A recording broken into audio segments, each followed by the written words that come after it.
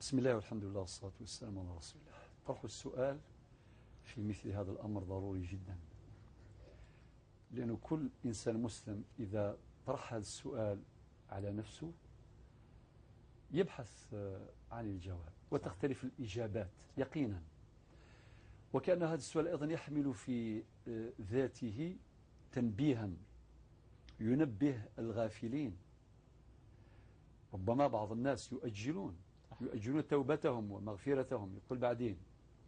كان اللي يأجلوها إلى رمضان، وكان اللي ماتوا قبل أن يصل رمضان يقول لك ما نصليش ما ندير ولا شيء، كي جاء رمضان إن شاء الله نتوب ونبدأ نصلي وهكذا. وكان اللي ماتوا يعني فاجأهم الموت ولم يتوبوا بعد ولم يحققوا مرادهم. طيب من جهة ثانية أيضا كاين اللي يبدأ رمضان صايم ولكن لا يطرح هذا السؤال، كما قال أخي محمد قبل حين تلهيه الملهيات، كل شيء أجله. صلاة التراويح ما نبداهاش درك، خليها إن شاء الله كي تدخل العشر الأواخر، خاصة يسمع حديث التمسوها في العشر الأواخر من رمضان ثم يدب إلى الدوز. وربما يؤجل، يعني راحوا له 20 يوم 20 ليلة راحوا له، وطبعا يوالف الفشل والكسل إلى آخره، وهنا تروح له الفرصة، خليها ليلة القدر، تروح له الفرصة.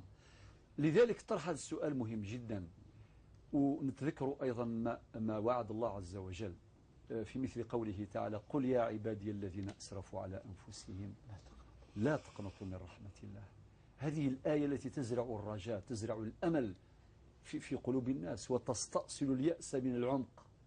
قل يا عبادي الذين أسرفوا. الإسراف هذا اللي غلط. أذكر قصة ذكرها أحد الشيوخ، قال لك مرة جاء واحد ارتكب كل المعاصي، قالوا يا شيخ أنت ربي يغفر لي، قالوا إذا تبت توبة نصوحا بشروطها الشرعية ربي يتوب لأنه هو الذي وعد.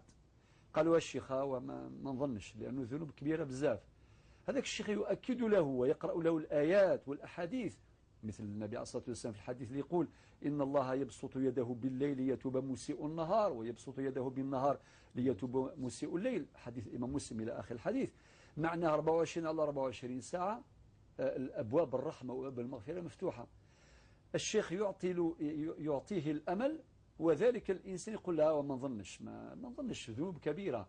وبعد ذلك الشيخ بفطنته وحكمته قال له ربي يغفر لك كاع الذنوب ما عدا هذا الذنب الأخير اللي هو اليأس، ما عدا هذا. وهذه الآية تزرع الرجاء: قل يا عبادي الذين أسرفوا على أنفسهم، أسرفوا غرقوا في الذنوب والمعاصي، لا تقنطوا من رحمة الله، تستأصل اليأس، لا تقنطوا من رحمة الله. ثم تأكيد آخر: إن الله يغفر الذنوب جميعا، أي بلا استثناء، إنه هو الغفور الرحيم. 3 تأكيدات في آية واحدة.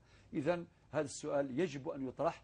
اللي راه يعني الجواب بتاعه سليم الله يبارك يزداد قوة وثباتا. اللي راه غافل هذا السؤال ينبهه ليراجع نفسه ويتذكر ما قاله الحسن البصري رحمه الله: يا ابن آدم إنما أنت أيام، إذا ذهب يومك ذهب بعضك.